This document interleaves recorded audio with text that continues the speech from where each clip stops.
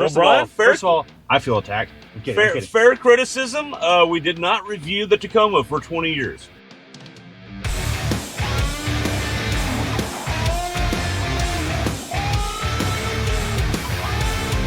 Oh my God. All right, welcome back to Texas Truck Channel. I'm Brian. I'm Craig. And I've got some things I want to clear out, some housekeeping real quick, Craig. We're going to follow up the end of this episode with fun with comments. Crazy comments we've had and read them back to you guys and basically just have fun with them. That's the first thing. Second thing is, thank you for all that y'all have done as a community, because we are up to 30,000 subs now, which doesn't seem like a lot for a lot of people, but for what we're doing in our space, we're very proud of that and happy with that. Thanks for following along.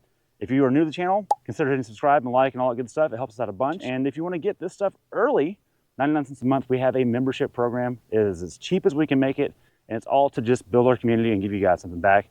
Plus, we have a bunch of behind the scenes stuff that we just can't put in our episodes. It's a good place to put them. Now, all that covered, Craig, what are we doing today? Brian, you've got two trucks here, and I'm very curious why we've got two. Well, I can tell you. I think I know what's going on here, because this is a Hemi. I remember the commercial back in the day, black crew cab Hemi. I almost bought one. You and I almost bought, you were with me, I almost bought one of these. Yep, with the 5-speed auto. And, but we get this thing. This and is, so, well, we're going to get into it. So yeah, we've got a lot of woe is me on the internet right now of, oh no, the Hemi's dead. We're stuck with turbo stuff now. Well, look, they're not wrong. I get it. And I think that's why we're making this episode, because we're a little bit torn ourselves. Ram has sent us this week the Tungsten 25 Ram with the new engine, the high output SST. And then I thought, you know what, let's pull a Hemi from our buddies at SHOTTENKIRK. Again, if you are looking for a new, used, or pre-owned vehicle in North Texas, check out SHOTTENKIRK in Granbury, Texas. Charles Brockman's our guy there. He helps us out constantly on things we can't get from manufacturers. I just really appreciate that.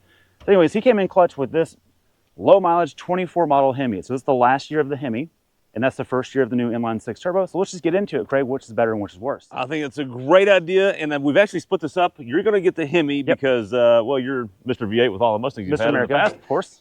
I don't know about Mr. America. I bought the first gen EcoBoost back in the day, and actually one of the few people on the internet that didn't hate it. I actually loved it, thought it was great. So I'll tackle the twin turbo 6-cylinder. Okay. But let's get into this bad boy. Let's cover the past first. So this thing, real high profile view. This is not the 6.4. This is the 5.7 Hemi. This is the volume motor for the Ram for about a decade. This is the last year of it, so it had some interesting things. Total output was 395 horsepower, 410 on torque. Wow. Pretty good. That's pretty good. And part of that was because this has the e-torque system. This is technically, I'm doing a lot of air quotes right now, this is a hybrid V8 truck. It's hybrid in the sense that the starter and the generator are one unit, and that's really to help it with the auto start-stop technology. So it's very smooth when it starts back up. Even though when you start the truck, you're gonna hit that button and deactivate that immediately like we do in just about every car, because it's just kind of annoying. It's not hybrid in the fact that there's a giant battery hiding somewhere. It's not that. It's not that type of setup. But what it is tried and true. And true, I mean, there's no turbos. And look how much room we have here, I want to point out. Between the fan and the block, there's that much room. I doubt yours is going to pull that off because it's a straight 6, right? And this is a traditional V. So the beauty of Vs back in the day were, oh, we can, instead of doing a straight 8 that takes a 12-foot hood, we can stagger basically 2 4-cylinders like this, and you've got yourself a V8. So they're short and they're compact and they make a lot of power. Well, and it's push rod, so... And it's push rod. So there's not a cam in this valve cover or over there. The cam is way in the valley. And the downside of this is we've heard about Hemi lifter tick. That's not a thing. And the problem is that lifter is down by that camshaft. It's about a $6,000 fix if it happens. What happens is that roller cam just gets scarred up and it basically gets stuck. So the cam is just going tick, tick, tick, tick against it. But Brian, we've heard a lot of those in our day out and about with friends and other people that have the Hemi tick, and you know what they do? They just keep driving. They just keep driving them and they're fine. So, you know, there is this also internet panic of like, oh, I've got to tear the motor out and do this. Yeah, you do on push rod motors, but you also just drive it. It's probably fine. So, and look, dual cam Ford stuff has some ticks sometimes. So it's not like this is an exclusive thing. Most importantly though, the exhaust sounds amazing. Let's drop that in right here.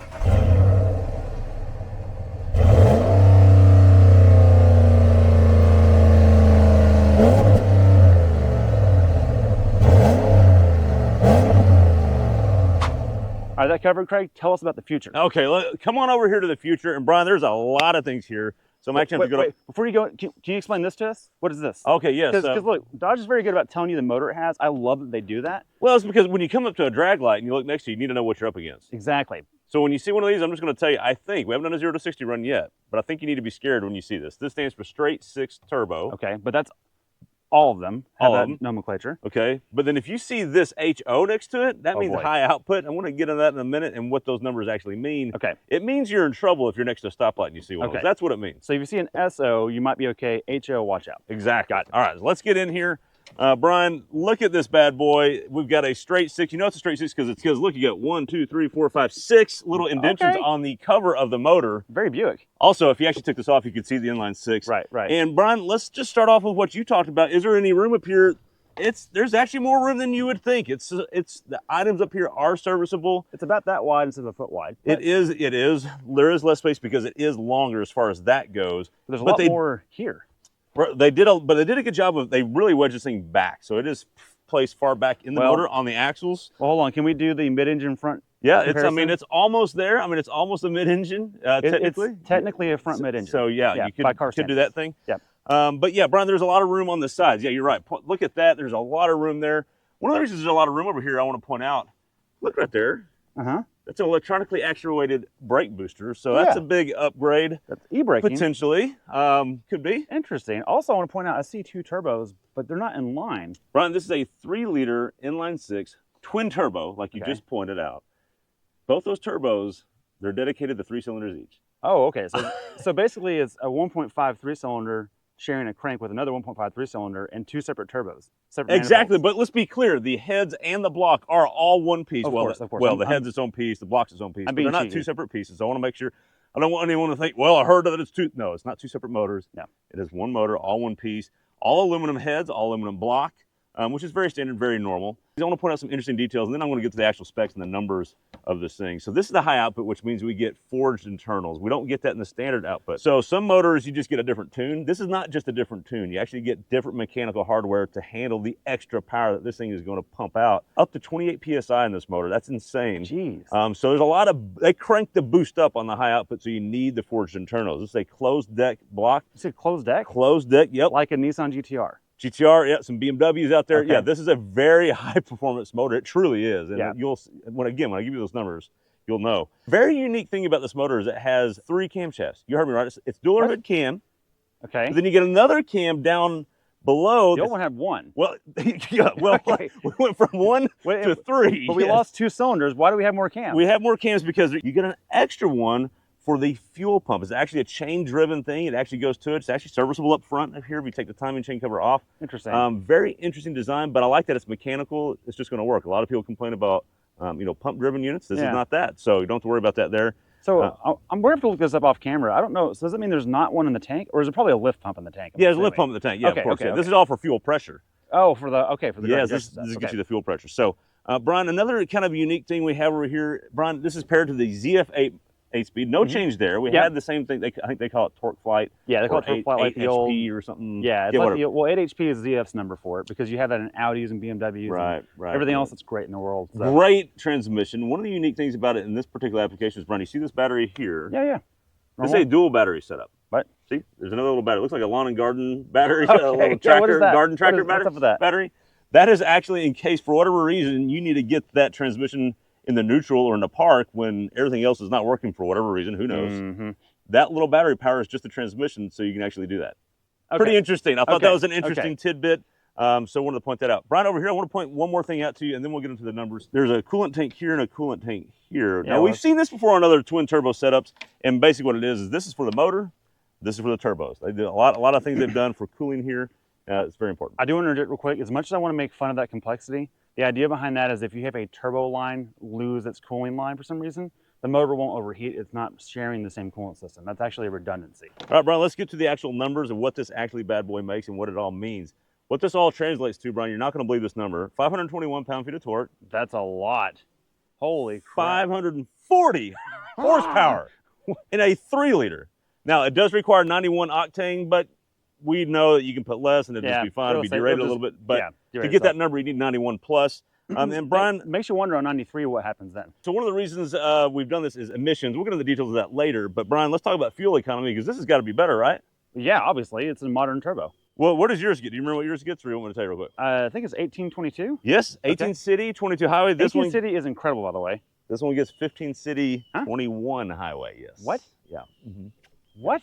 Hey, do you want 540 horsepower or not? Oh yeah, of course I do. Let's drive him and let's see, because I want to point out real quick, so far, I'm Team Hemi for the sake of this video. Yeah. Mine's a lot less complex, and I feel like the guys in the comments go, "Oh, I don't trust turbos over 5 million years because everyone's got, you know." Time will tell on that one. I don't know. We'll see. Let's go drive them and see which one's faster. It's time for 0 to 60 for some empirical data. All right, Craig. After a couple attempts at this, I've done 0 to 60 without you in the truck. Let's see what it is with you in the truck. Okay. Here you are. Ready? Old school, 8 cylinders, push rods of freedom. America. All-wheel drive auto and launched. Ooh, not bad. Good hookup.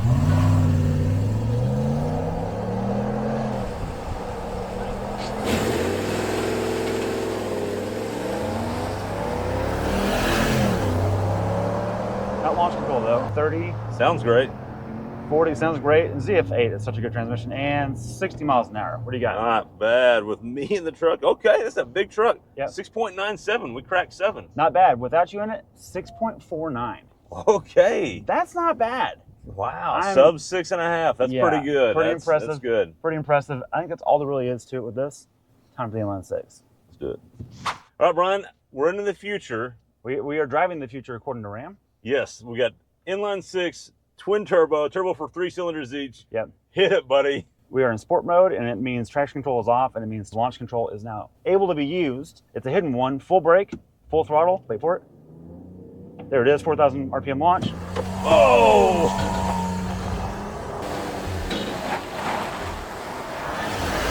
Jeez. Oh my God. First, second, and 60 miles an hour. Oh my goodness. What'd you get? What'd you get? What'd you get? That can't be right. What'd you get? With me in the truck, Uh-huh. 4.5. 4.5? Yes. Without you in the truck, it was 5.27. Let me double check this. Hang on. Oh my gosh. So you know what I did different from the last one? What? I sat on the launch control longer, and I think it just gained more boost. Full throttle, wait for it. There it is, 4,000 RPM launch. Oh, jeez. Oh my gosh. First, second, and 60 miles an hour.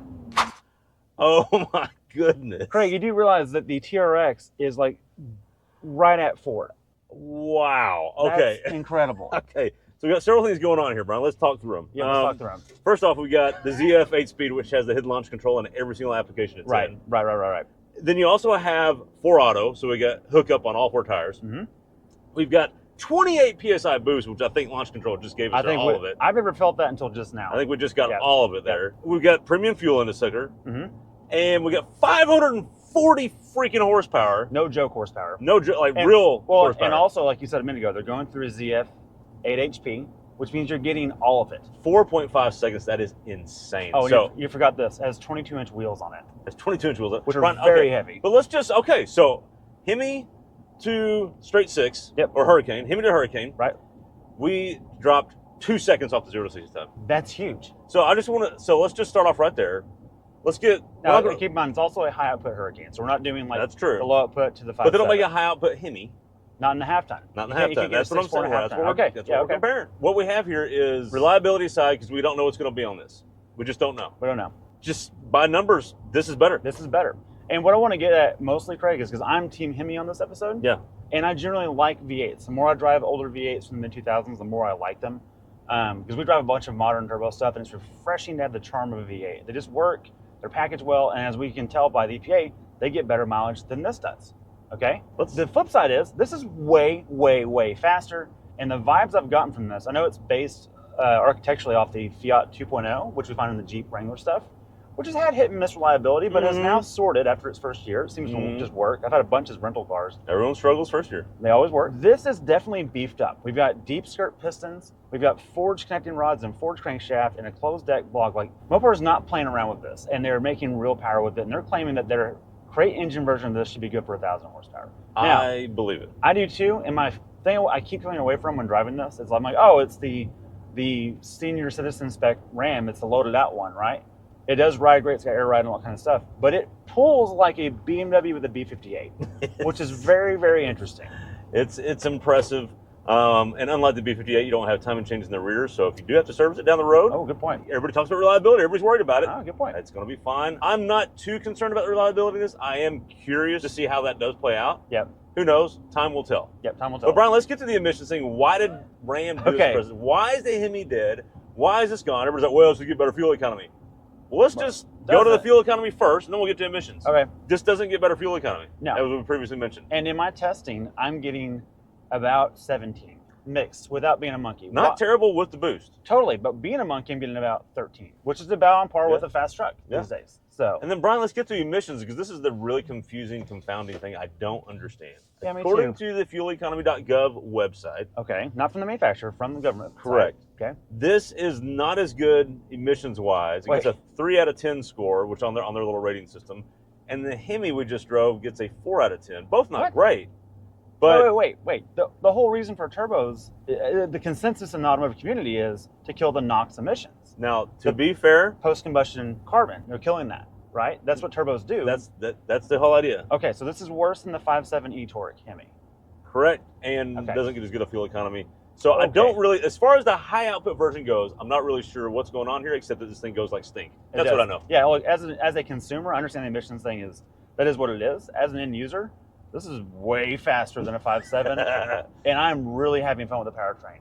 The downside is you're not going to get the mileage you like because it is a turbo, and just like me with a Coyote Ford versus an EcoBoost Ford, I get better mileage than the Coyote because I like boost so much. So that's a me problem. The boost is addictive, and look, this reminds me a lot of when the EcoBoost first came out in the Ford back in 2011, years ago. It's just an unbelievable motor, and it rips. Yeah. We don't need to be afraid of these motors. No.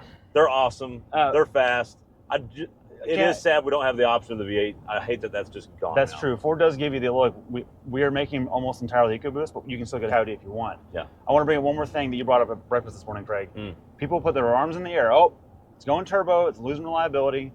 Okay, that could be possible. But let me remind you, no one says that about diesels. Every diesel on the planet is turbo. It's a turbo. Since like 1990. Right. Turbos work. Turbo technology is reliable. Yeah. And I kind of just don't subscribe to that mindset. Right. Now, a new motor in of itself could have problems, but not because it's turbo. That's what I'm getting at. Right. Okay, all that covered. I think it's time to wrap this, except, wait, fun with comments. Oh, yeah. Let's go. All right, Craig. First of all, it was a fun review, and I want to point out something that I did after you got out of the truck. I did one more Zitter 60 run. Yep. Holding the boost a little bit longer. 4.31 seconds. That's incredible. Get out of here, dude. 4.3. That is EV territory. EVs, there are EVs that don't go that fast. Ford Lightning did 4.3 with us several times. Yeah. That's what that is, which is a huge number. Yeah. So anyways, Bachelor, let's wrap this up real quick. What's better, the Hemi or this? In terms of numbers of performance, this. As far as performance numbers go, this. By a mile. In terms of MPG and emissions, technically the Hemi just a little bit. And reliability? Who knows? Who knows? Drop below, let us know what you think. We're ready for the hate comments. So speaking of comments, Greg, yes. Let's jump into. Yeah, let me set this up. This is one of our favorite things to do. One of our we're not joking when we say, please leave a comment, let us know what you're doing. Right. We do go through and read those, and it just makes our day, even the bad ones. Oh, of course, because they're really just a lot of fun. Yeah. And so we've picked out a couple each. Totally. Brian, you're going to go first. Okay. Mainly, I'm not picking on this person commenting, but I'm a little perplexed as to where they're coming from. Okay. And maybe the lack of context as to what we do. Fair enough. That's what that could be it. That could be it. Okay. So please, if you're this person, thank you for commenting. This is fun, and keep commenting back. I love the conversation we're having. Exactly. All right. This is regarding a Subaru review with the CVT. I commented and said that I like that CVT of the CVTs. Yes. Which we rag on all the time. And we do like that CVT. This is from Truth Now 902. Oh, Truth. I needed that laugh. The best CVT on the market today. You should do your homework before you say stuff like that, because it's actually the worst CVT on the market. Oh, okay. He knows better, I guess. Apparently he knows. Yeah. And so my comment behind him was, we drive them all. We've driven them all. This is one of the one we like the most on the market. Thank you for watching. Right? Super calm. Yeah. He goes on to say. Oh, he responds to that? He responds to that. Okay. You have different I'm just going to read context verbatim. You have different all of Subarus, question mark. You drive a Honda, you won't go back to Subaru. Another thing that Subarus, it keeps going. Wait, there's more. There's a read more button, Craig. Oh. Look, this is about a mile. I'm not going to read, it's too much. So anyways, the moral of the story is, to your answer, Truth 908, we have driven the Honda CVTs. Yeah, I think he's insinuating that we've only driven the Subaru CVT Right. models. Is that what he's insinuating? I think that's what he thinks. So let me give some context to those that maybe are new to our channel. They don't realize. We do drive them all. Every Monday, different cars in our driveway that we have to test and get to test. We're very thankful we get to do this. And there's press events, there's dealers that we pull cars from. We've literally driven every brand CVT. Right. The only thing we haven't driven is probably the high-end exotic stuff because that's just not our market. We don't care about that. But on Zonda, you're right. We haven't driven that. If that has a CVT, I'm sure it's better. Good point. But we've driven the Nissan ones. We've driven the Honda ones. We've driven the Ford ones. We've driven the Hyundai and Kia ones. Mitsubishi. We've driven every CVT on the market today, and I'm here to tell you, Subaru is my personal favorite. Agreed. The end. Yeah. Honda's a close second, but not better. Right. What you got? All right, Brian, that's a good one. And love Truth Now. Thank you. Yep.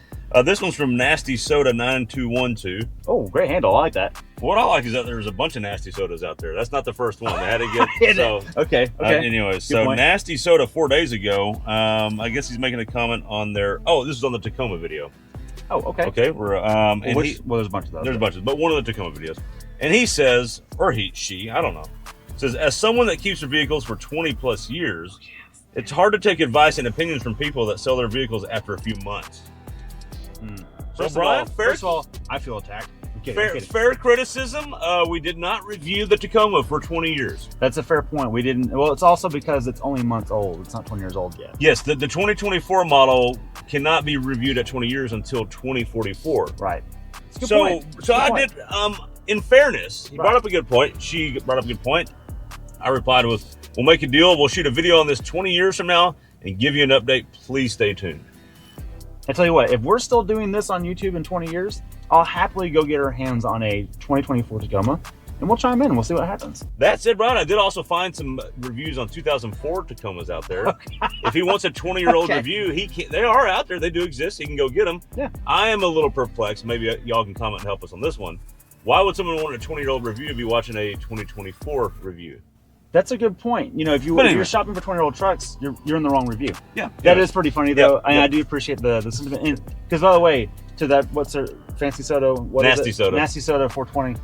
We've had that comment a bunch, actually. And people criticize, there's not a long-term review. And I want to clear this up. We're talking to our buddies at TFL about this. Long-term in our space, what that means is it's not a week-long review or a less review. It means you've got this thing for maybe a month or more. You're testing it with not first impressions. You're testing with daily driving, living with it, going to the grocery store, taking your kids to school, towing, whatever you're doing. That's what long-term review means. And we put 10,000 miles in our test in a few months. That was a lot of driving. We did our best to report on that. And we had no engines blowing up and transmissions, which people seem to think is a thing. Yeah, kind of in the automotive media car space, there's a quick drive, which is usually pulling from a dealer and driving it real quick and filming it. You haven't had time to do anything. Right. Then there's a full test, which is, we had it for a week. We did it. And then there's the long term, which is anything more than a week, really. So, really like month plus. All right. Yeah. I've got one more. Okay. We'll keep this short. Let's see here. Here's my last one for today. This is from Nicola Dean 6925. 3 days ago. All right. Stop advertising greedy dealers and manufacturers expensive junk for your money benefits.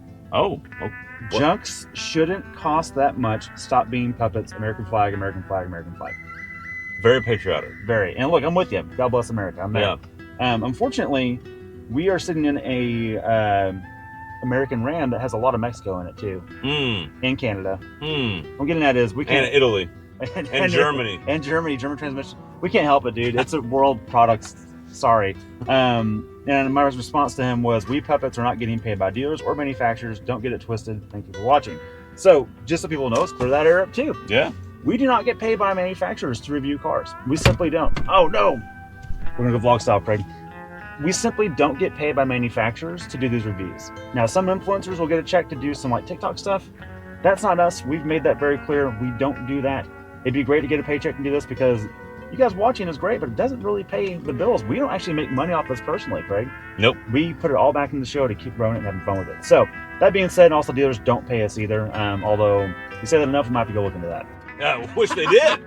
All right, Brian, I've got a comment not from our channel, from TFL's channel. We did a... oh, that's right. We took the Ranger up there. We were able to go to Tumbleweed Ranch. Yeah, that Ranger right there. And and so we got a comment there, and I love this, and I want to mention it. So Go on there. It says Bill Seiler 4952 a day ago says, I clicked on the video for the Ranger/Texas truck guys. Okay. Which I like that a lot. All right, So right thank on. you.